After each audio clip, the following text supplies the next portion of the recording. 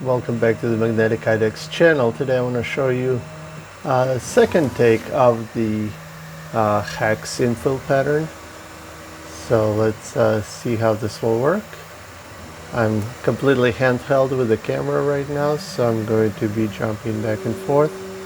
This is a fan grill for a 92 millimeter fan, and just out of curiosity to see what a non-intersecting hex infill pattern looks like, I decided to run it in an IDEX configuration. So first layer will be red, second layer will be white, and they will keep alternating. So stick around, it's a short, quick print. I'm going to show you the first three layers. Is it three layers? I think three repeating. So let's see how this works. I just put in a clean textured PI plate for this print, so hopefully it'll look nice on camera.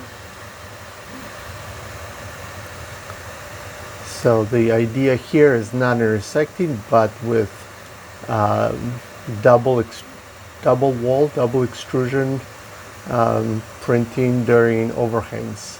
So that's the trick. This way I don't have to have any walls that are double wide. They are double wide, but vertically instead of horizontally. On the XY plane, they are double wide on the Z axis. So let's see how this looks. I'm having trouble with the camera. Maybe I should have put on a tripod.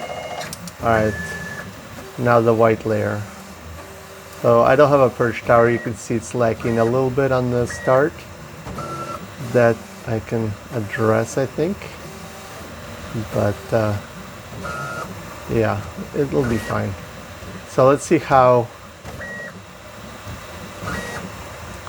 this works. So now we're at 120 degrees to the original pattern. That looks nice, actually. And the cool thing is well, again, this is not for speed. This is more for a neat cosmetic effect. So I'm printing, everything is modeled. This infill pattern is actually this infill pattern is actually modeled in SOLIDWORKS. So kind of a crazy exercise.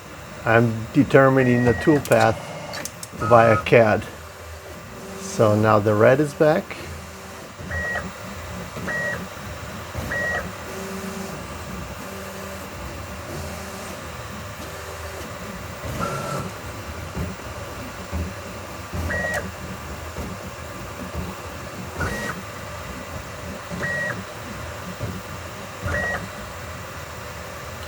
And we're doing the horizontal pattern now.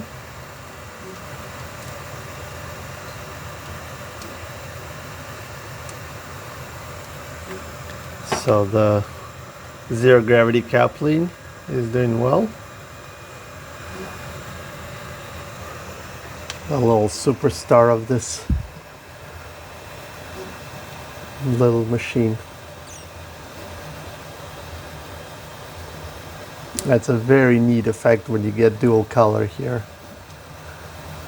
I'll try to dock the camera kind of like that.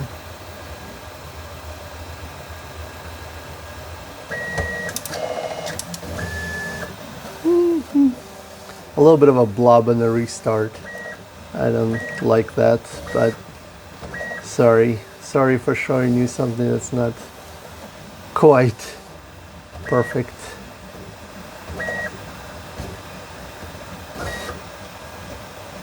So this is going to be another 120 degrees apart, so 240 degree mark basically.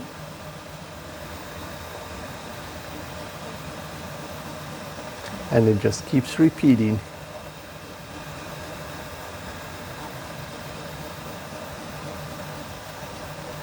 Any software nerds, please take a look at this model.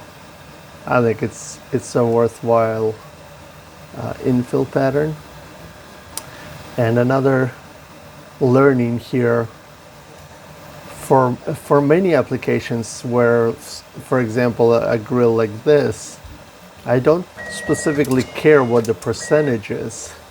I really just care about my pattern's aperture, or the hexagon size, if you will. So it'd be cool if instead of percent, you could specify aperture size. So maybe the same field can handle a percent value, or it can handle a size value, depending on your application, what you would like. I like these dual use fields in OrcaSlicer, for example, or other places, where by specifying the units you can actually determine how the software treats the number. So imagine if I could say, I want a 6mm hexagon instead of I want a 3% infill, or whatever it might be. So this is what the grid pattern looks like. And it just keeps repeating, I think, for 12 layers total. So once this is done printing, I'll take it off the bed and show you.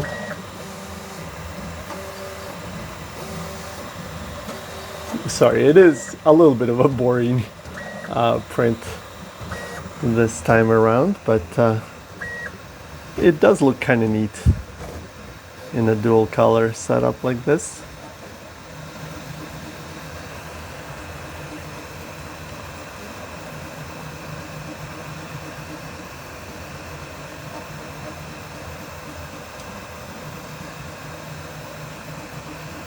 I'll try to post it almost unedited, the whole thing.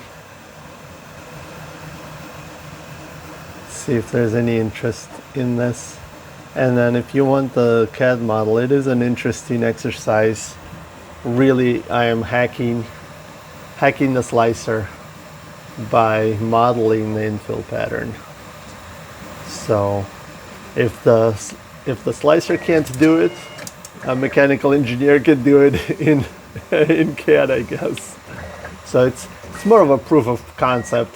No way would I want to do this for any real part, but as a proof of concept to demonstrate that this works, I think it's worth sometimes doing it really painfully manually in CAD, and just to demonstrate how this works.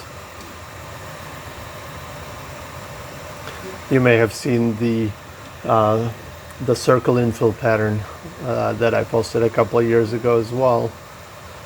That's a fun print.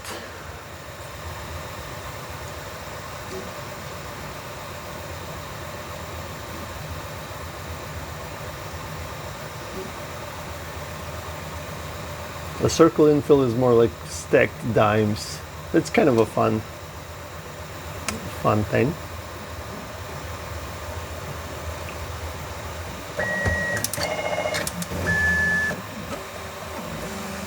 And we're back to white.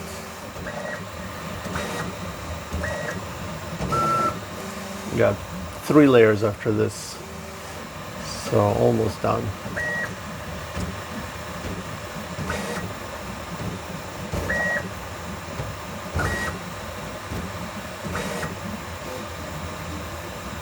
I did remodel the cooling ducts, and I've got one more iteration I'm working on to make it even slicker.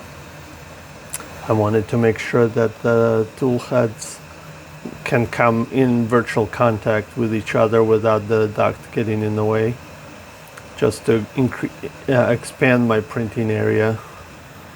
So that's a little bit more surfacing work to try to see how I can model this better.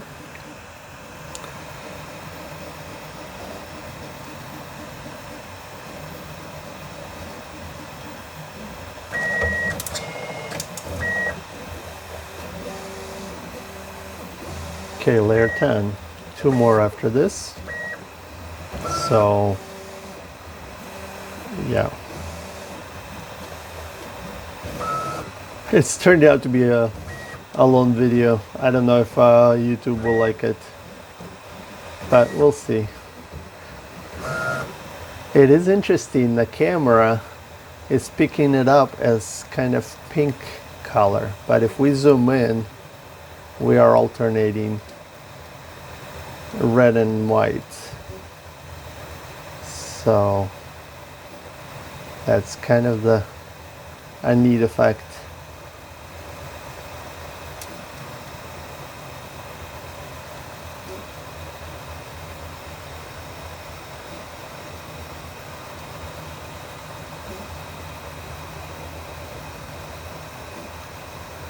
I'm sure printing gurus can make this fly, but I'm taking it slow. My flow is in the 6 cubic millimeter per second range, so I'm not at 15 or so on the perimeter.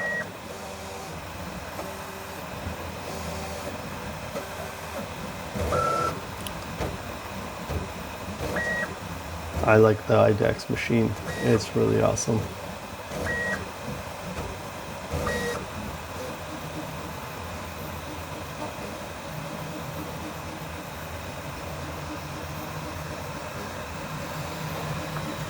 Let's try this view.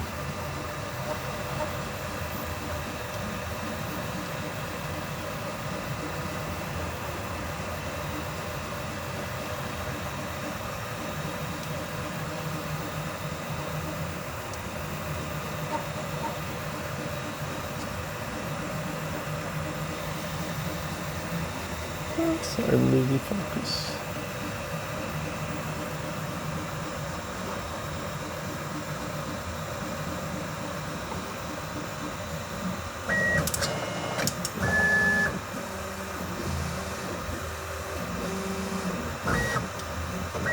The linear coupling is insane. So far, no issues with that coupling. It's been performing really well, even though it's fully 3D printed, minus the hardware. So even the pulley, the GT 1.5 millimeter pitch pulley is 3D printed. And so is the idler back there. That's a 3D printed idler. It's performing well. Kind of crazy.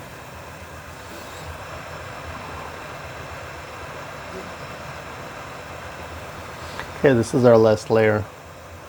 I'll take it off after this.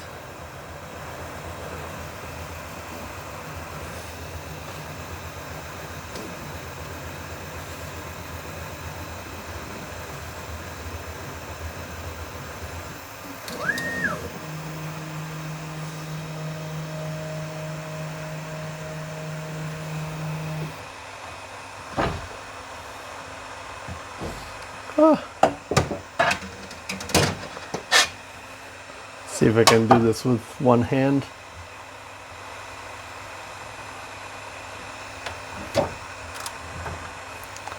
It's too early to remove. Come on, don't do this. It's still kind of, let me cool it for a sec.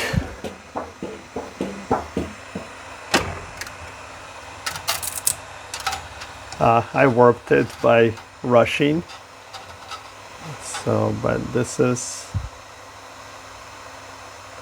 the little hexagon.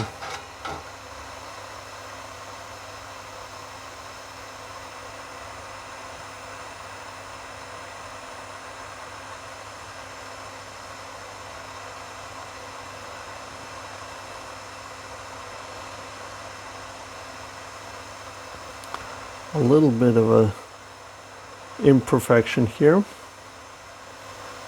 Starts diverging as the layers go up higher, so maybe I need to increase my flow on bridging.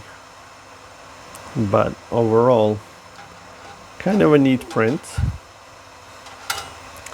Do we need this absolutely? I don't know. I don't know if it's worth the hassle. Certainly it's not worth the hassle of making this in CAD. But if that was a feature, I'd use it occasionally. And yeah, that's my little fan grill. Like, share, subscribe. Bye.